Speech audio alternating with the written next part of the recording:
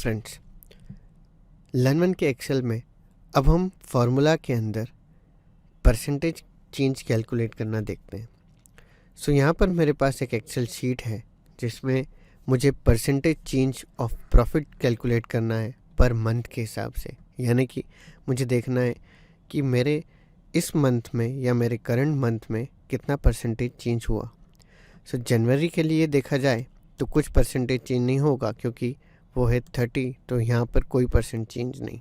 पर अगर मैं फरवरी की बात करूँ तो आपने अपने स्कूल टाइम में पढ़ा होगा कि परसेंटेज कैलकुलेट कैसे करते हैं। तो परसेंटेज कैलकुलेट करते हैं current minus previous divided by previous, यानी कि 60 माइनस 30 डिवाइडेड बाय 30। तो अगर मैं उसको यहाँ पे परफॉर्म करूँ या अगर आप अपने कैलकुलेटर में इसे करते तो कैसे करते हैं, 60 माइनस 30, जैसे ही आप डिवाइड का सिंबल दबाते तो वो अपने आप आ जाता 30 और फिर डिवाइड करते हैं 30 तो वो हो जाता 100%।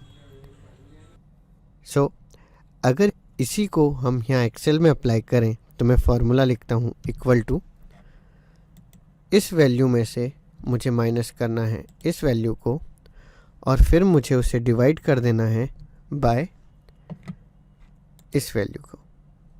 तो जैसे ही मैं ऐसा करूँगा तो मेरा आंसर आना चाहिए था 100% या 1, पर क्या वो आया देखते हैं। जैसे ही मैं एंटर प्रेस करता हूँ आंसर आ गया 59। तो ऐसा क्यों हुआ, ये गड़बड़ क्यों हुई? तो हम थोड़ा पीछे स्कूल में जाके देखते हैं तो हमने एक प्रिंसिपल पढ़ा था BODMAS, यानी कि bracket of division, multiplication, addition and subtraction. यानी कि सबसे पहले होता है डिवीजन, फिर मल्टीप्लिकेशन, फिर एडिशन, फिर सब्सट्रैक्शन। अगर हम इस फॉर्मूले को देखें तो यहाँ पे उसने क्या किया, उसने यहाँ पर क्या परफॉर्म किया, B4 डिवाइडेड बाय B4, यानी कि 30 डिवाइडेड बाय 30 जो कि हुआ 1, और उस 1 को फिर C4 यानी कि 60 में से माइनस कर दिया। इसलिए हमें आंसर जो भी मिला वो मिला है 59। अब अगर मुझे इस फॉर्मूले को सुधारना है तो हमें ब्रैकेट्स का यूज़ करना होगा। यानी कि मैं सबसे पहले C4 और B4 को माइनस करूँगा और उसके बाद जो भी मेरा आंसर आएगा उसे B4 से डिवाइड कर दूँगा। तो मुझे यहाँ मिला है 1। परसेंटेज में अगर देखें तो वो होता है 100%। इसे परसेंट में कन्वर्ट करने के लिए अपने होम टैब में जाके हमारे पास एक ऑप्शन है परसेंट। जैसे ही मैं उसे क्लिक करता हूँ तो यह बन गया 100%। अगर मुझे डेसिमल प्लेसेस बढ़ाना है तो मैं इंक्रीज डेसिमल करके परसेंटेज के जस्ट पास में कॉमा, उसके जस्ट नेक्स्ट वाले ऑप्शन को क्लिक करूँगा। अभी वो हो गया 2 डेसिमल डिजिट्स। अगर मुझे कम करना है तो मैं उसे 1 से कम कर दूंगा तो वो हो गया 1 डेसिमल प्लेसेस। तो हमारा परसेंटेज चेंज का फॉर्मूला यहाँ पर बन गया C4 minus B4 divided by B4। अब अगर मैं इसे ड्रैग करके पास के सेल्स के लिए अप्लाई करूँ तो वो वहाँ पर बन जाएगा D4 minus C4 upon C4। यानी कि अब हमारा जो भी परसेंटेज कैलकुलेशन आया वो सही आ रहा है।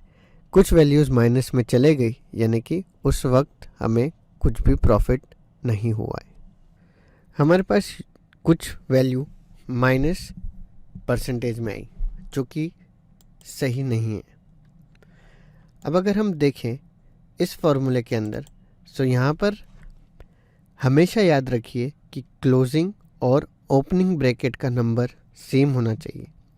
सपोज़ डिवाइड होने वाले B4 के पहले एक ब्रैकेट लगा देता हूँ और उसे बंद किए बिना ही एंटर प्रेस करता हूँ तो हमें एक एरर आएगी, we found a typo in your formula and try to correct it. वो आपको एक करेक्ट सीक्वेंस वाला फार्मूला दिख रहा है जिसमें आपकी ओपनिंग और क्लोजिंग ब्रैकेट्स का नंबर बराबर है। अगर आपको ये करेक्शन ठीक लगता है तो you can accept it and say yes. तो आपका फार्मूला सही ब्रैकेट्स के साथ यहाँ पर आ जाएगा।